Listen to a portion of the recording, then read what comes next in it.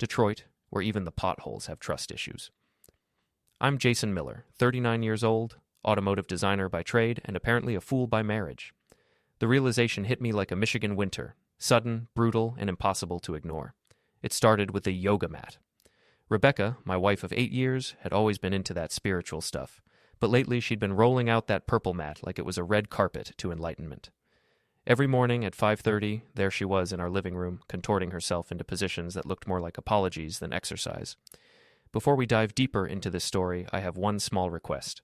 Please subscribe, drop a like, comment, and hit that hype button to boost this channel so more people can discover these incredible Reddit stories. "Morning, babe," I'd mumble, stumbling toward the coffee maker in my boxers and yesterday's automotive grease still under my fingernails. She'd barely acknowledge me, lost in some pose that probably had a Sanskrit name I couldn't pronounce. The old Rebecca would have laughed at my bedhead, maybe pulled me down for a kiss that tasted like mint toothpaste and possibility. This new version just breathed deeply and adjusted her alignment. The change had been gradual, like watching paint fade. First, it was the canceled date nights. "I'm teaching a late class," she'd say, not meeting my eyes. Then came the hidden phone, always face down, always just out of reach, like a loaded gun on the kitchen counter. But it was the name that really got my attention. Eddie Carter.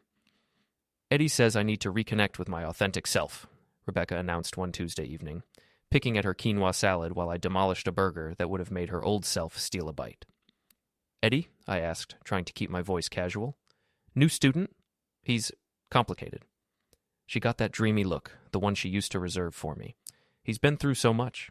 Lost everything in his last business venture. He's staying at this artist loft downtown, trying to rebuild." Eddie Carter. I'd heard that name before, whispered in the dark corners of our early relationship. The ex-boyfriend who'd broken her heart, the one who'd taught her to be careful with love. The same Eddie who'd apparently learned nothing about being careful with money. My coworker Malik noticed the change too. We were grabbing lunch at Murphy's Deli, the kind of place where the coffee could strip paint, and the sandwiches came with a side of local gossip. "Man, you look like someone stole your lunch money," Malik said, unwrapping a pastrami sandwich that could feed a small family. "Rebecca still doing that yoga thing?" "Every damn day, sometimes twice." I stared at my own sandwich, suddenly not hungry. "She's got this new spiritual advisor." Malik raised an eyebrow. In our 12 years working together at Ford, he'd developed an uncanny ability to read between my carefully constructed lines. "Spiritual advisor? That what we're calling them now?" Before I could answer, my phone buzzed. "Rebecca. Working late again? Don't wait up." It was 3 in the afternoon. That evening, I found myself fixing our home Wi-Fi, a convenient excuse to access the router and, accidentally, Rebecca's tablet that she'd left synced to the network. I'm not proud of what I did next, but desperation makes digital detectives of us all. The messages were all there, laid out like evidence in a case I didn't want to solve. I miss talking to someone who really understands me. Oh, Jason's so focused on work, he doesn't see who I'm becoming.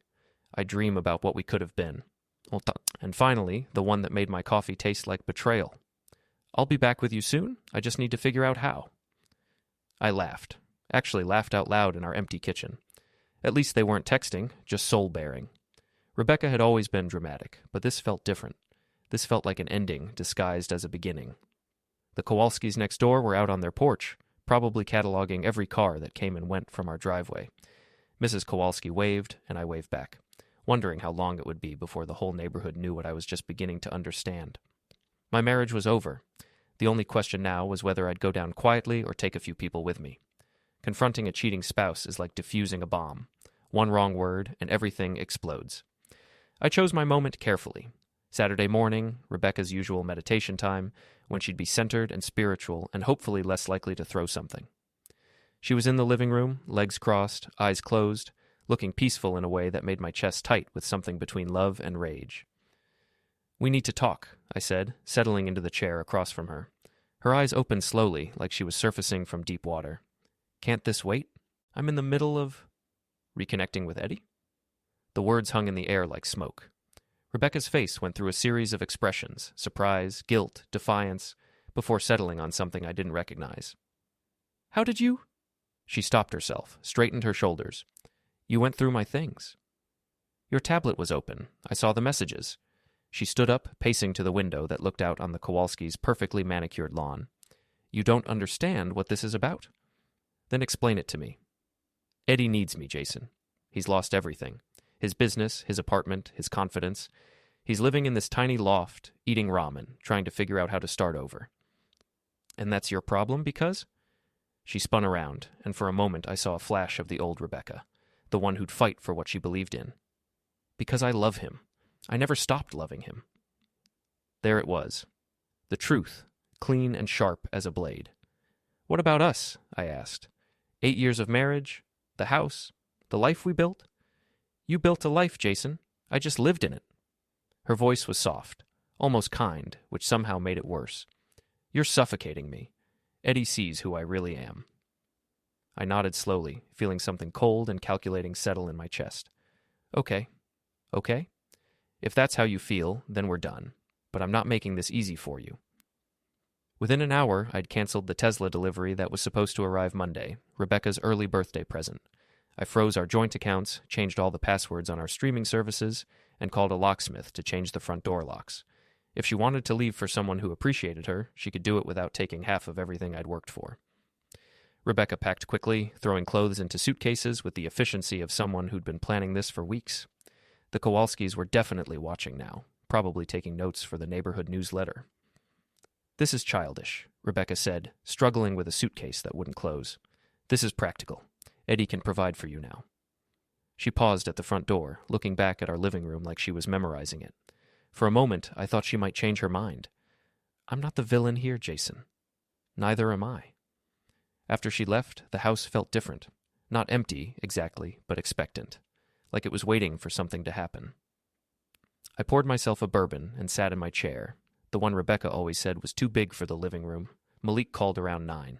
Heard through the grapevine that Rebecca moved out. You okay? Peachy. She can have Eddie, his IKEA futon, and his gluten-free beer. You want company? Nah, I've got some research to do.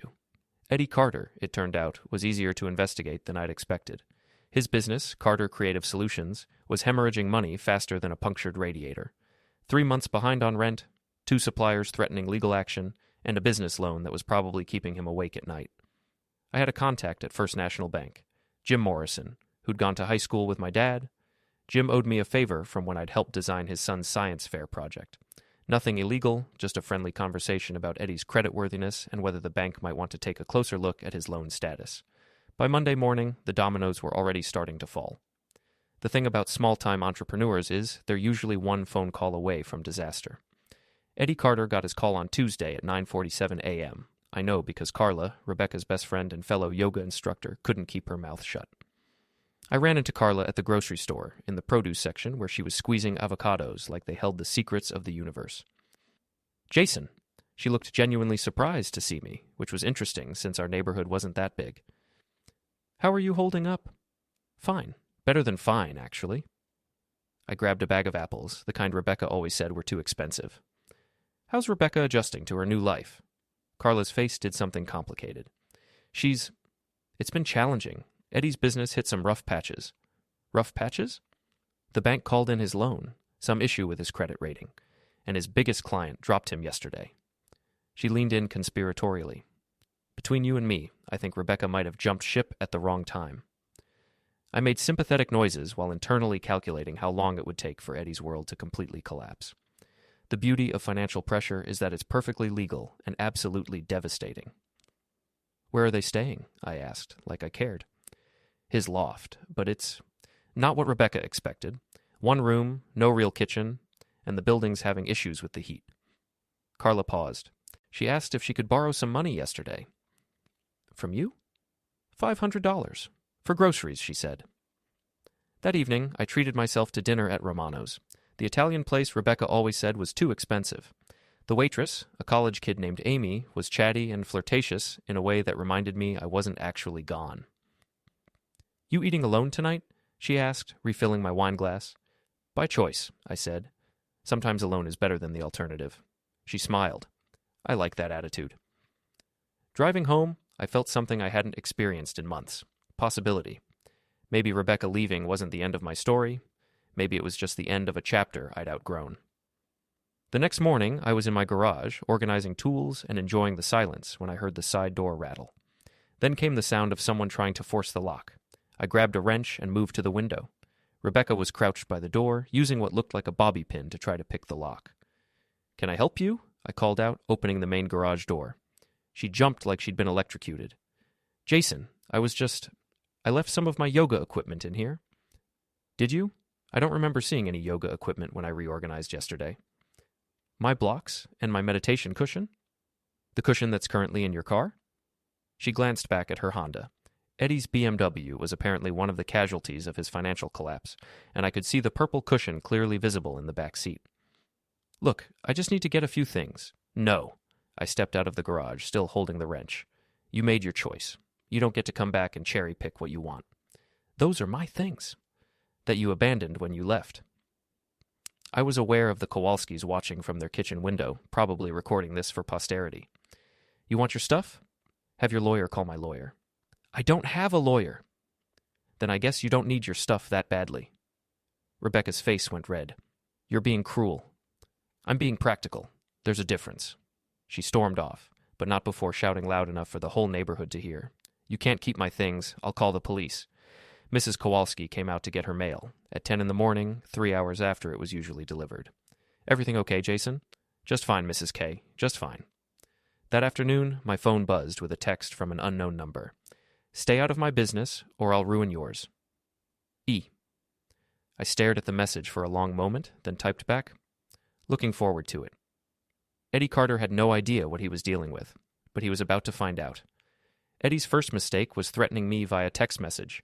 His second mistake was underestimating how much damage a patient man with the right connections could do. I called my buddy Rick at Detroit Edison. We'd played softball together for 6 years before I got married, and Rebecca decided team sports were too aggressive for my spiritual development. "Rick, it's Jason Miller. I need a favor." "Miller, how the hell are you? Heard Rebecca finally came to her senses and left you."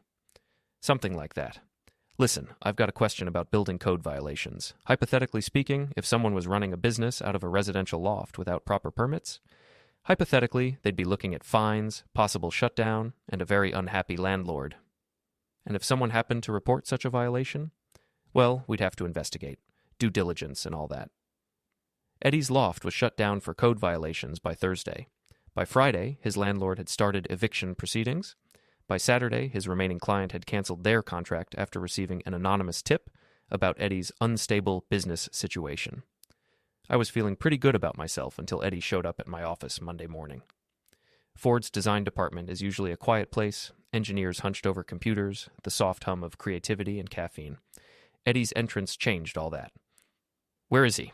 Eddie demanded, scanning the cubicles like he was looking for a fight. I stood up slowly, aware that my coworkers were suddenly very interested in our conversation. "Can I help you?" Eddie was smaller than I'd expected, maybe 5'8" in expensive sneakers that had seen better days.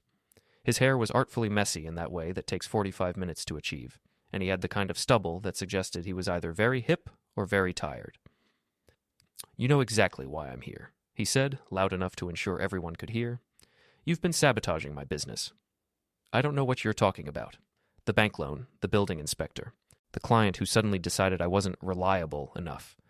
He stepped closer, and I could smell desperation on him like cheap cologne. "You think you're clever? I think you're confused. And trespassing." "This isn't over." "Actually, it is."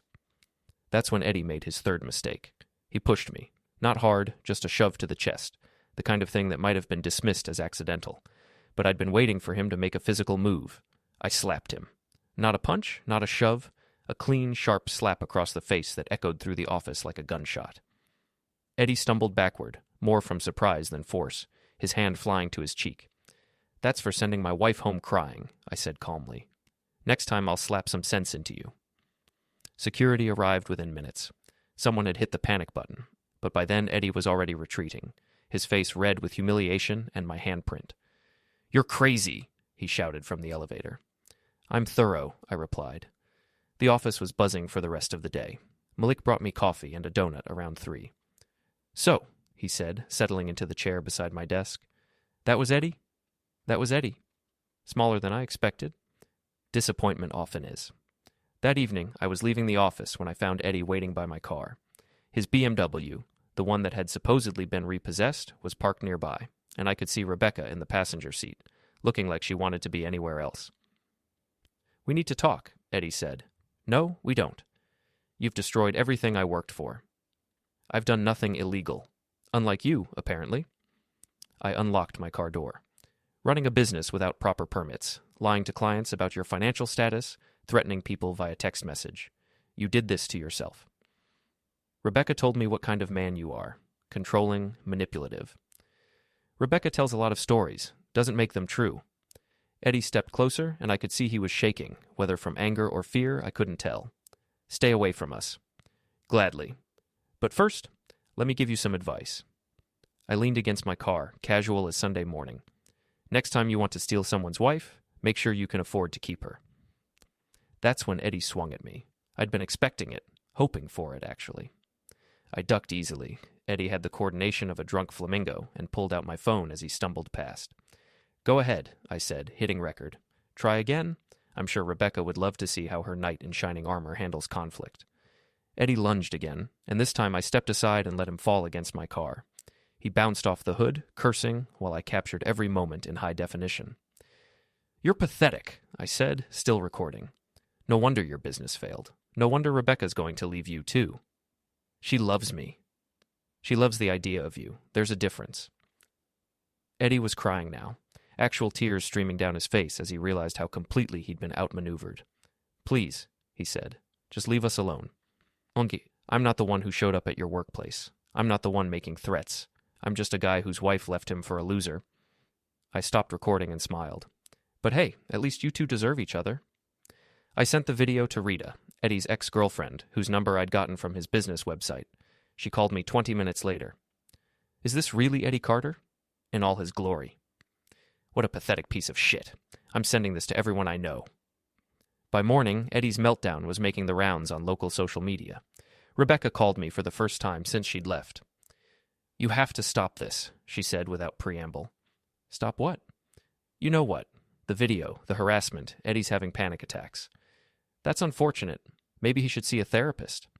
Jason, please, I know you're angry, but this isn't like you. You're right.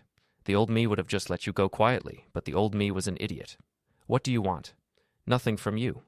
I want you to stay away from me, stay away from my house, and live with the consequences of your choices.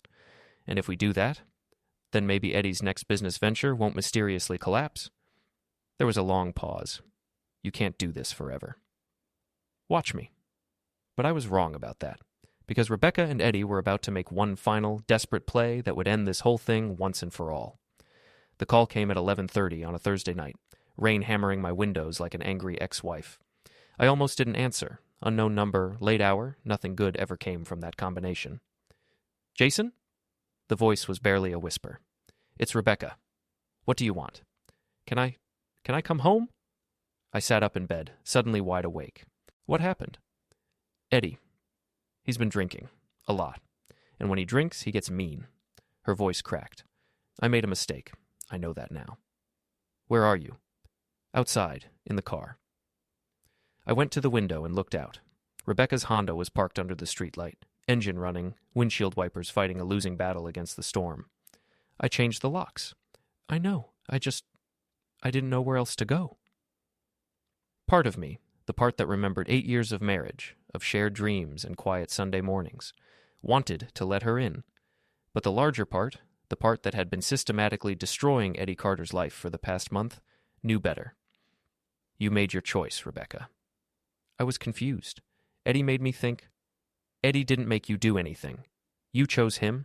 You chose to leave. You chose to break up our marriage for a fantasy. Through the rain, I could see her shoulders shaking. She was crying, and despite everything, it still affected me. Please, Jason, I'm scared. Then go to Carla's, or your sister's, or a hotel. I don't have any money. That's not my problem anymore. I hung up and watched from the window as she sat in her car for another 10 minutes before driving away. I felt like a bastard, but I also felt something else. Relief. The old Jason would have caved, would have let her back in out of guilt or misplaced loyalty. The new Jason understood that some bridges needed to stay burned, but Rebecca wasn't done fighting.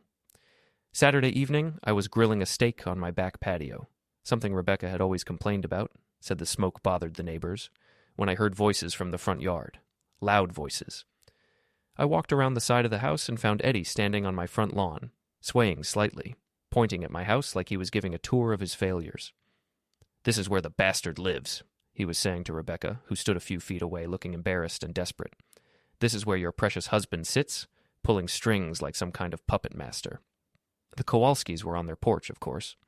Mrs. Rodriguez from across the street had come out to walk her dog. Even the college kids next door had abandoned their video games to watch the show. "Eddie, please," Rebecca said. "Let's just go." "No!" Eddie spun around, nearly losing his balance. "I'm tired of running from this guy. He thinks he's so smart, so superior." That's when he saw me standing in my driveway, still holding my grilling tongs. "There he is, the great Jason Miller." "Evening, Eddie, Rebecca." I nodded politely like they were neighbors stopping by to borrow sugar. "Lovely night for a walk." "Don't you dare act casual with me," Eddie snarled, stumbling closer. "You destroyed my life. I didn't do anything to you that you didn't do to yourself. Bullshit. The bank, the building inspector, my clients. That was all you." "Prove it." Eddie's face went purple. "You smug son of a bitch." "Eddie," Rebecca grabbed his arm, you're drunk. Let's go home." "Home?" Eddie laughed bitterly. "What home? We're staying in a motel room that smells like disinfectant and broken dreams. Your husband made sure of that." More neighbors were emerging now. The whole street was getting a show, and I realized this was exactly what I'd been waiting for. The moment when Eddie and Rebecca's new life revealed itself for what it really was. "You want to know what your wife is really like?" Eddie shouted, loud enough for everyone to hear.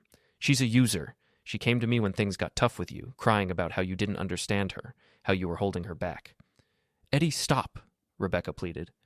"And then when my business went under, thanks to him, suddenly I wasn't good enough anymore. Suddenly she wanted to come crawling back to her safe little suburban life." "Is that true?" I asked Rebecca calmly. She looked around at all the watching neighbors, at the phones that were undoubtedly recording every word, and I saw the exact moment she realized there was no way out of this that didn't involve public humiliation. "Jason, She begged me to take her back," Eddie interrupted. "Told me she'd made a mistake, that she loved me, that we could make it work if we just tried harder." "And what did you tell her?" Eddie grinned, ugly and triumphant. "I told her the truth, that she's a coward who runs away when things get difficult, that she's not worth the trouble she causes." Rebecca made a sound like a wounded animal. "You said you forgave me. You said we could start over." I lied. Eddie swayed again, catching himself against my mailbox. "Just like you lied to him. Just like you lied to me." The rain was getting heavier, and we were all soaked now, but nobody moved. This was better than cable television. "You know what the funny thing is?" I said, walking closer to them. "I actually thought I'd lost something when you left, Rebecca. I thought Eddie had won some kind of prize." "Jason, but watching you two these past few weeks, seeing how quickly your great love story turned into a nightmare, I realized something." I looked around at our audience, making sure everyone could hear. "I didn't lose a wife. I got rid of a problem." "You bastard!" Eddie lunged at me, but he was too drunk and too angry to be effective. I stepped aside easily, and he went sprawling in the mud of my front lawn. The crowd actually laughed. "And Eddie," I continued, looking down at him as he struggled to get up, "I want to thank you. You did me a favor. You showed me who my wife really was, and you took her off my hands. I should probably send you a fruit basket." "I'll eliminate you," Eddie mumbled from the mud. "No, you won't. You'll get up, get in whatever car you can still afford, and drive away. And you'll take her with you." I pointed at Rebecca, who was crying now, mascara running down her face like war paint. "Because neither of you are welcome here anymore." That's when the police arrived. Someone had called about a domestic disturbance, probably Mrs. Kowalski, who took her neighborhood watch duties seriously. 2 officers got out of their patrol car, surveying the scene with the weary professionalism of people who'd broken up 1,000 similar fights. "What's the problem here?" the older officer asked. "No problem," I said. "Just some former friends who got lost on their way home." Eddie tried to stand, slipped in the mud again, and started crying. Not angry tears, but the broken sobs of a man who'd lost everything and finally understood it was his own fault. Rebecca knelt beside him, trying to help him up, and I saw the exact moment she realized this was her life now, taking care of a drunk failure while her neighbors watched and judged and recorded everything for social media. "Ma'am," the younger officer said to Rebecca, "is this your residence?" "No," she whispered. "We were just leaving." "I think that's a good idea." It took 20 minutes to get Eddie into Rebecca's car. He kept slipping in the mud, kept trying to shout more accusations at me, kept making a spectacle of himself while I stood on my porch, dry and calm and utterly victorious. As they finally drove away, the crowd began to disperse. Mrs. Kowalski gave me a thumbs up. The college kids applauded. Even Mrs. Rodriguez's dog seemed to approve. I went back inside, poured myself a bourbon, and sat in my chair, the one Rebecca always said was too big for the living room. Outside, the rain continued to fall, washing away the mud and the drama and the last traces of my old life. My phone buzzed with a text from Carla. Saw the video on Facebook. Rebecca's finished in this town. Hope you're happy. I was happy. For the first time in months, I was genuinely, completely happy. Eddie and Rebecca deserved each other. They deserved their motel room and their broken dreams and their public humiliation. They deserved to live with the consequences of their choices, and I deserved better. I raised my glass to the empty room, to the house that was finally mine again, to the future that stretched out ahead of me like an open road. Namaste, neighbors, I said out loud, grinning. Yoga's over.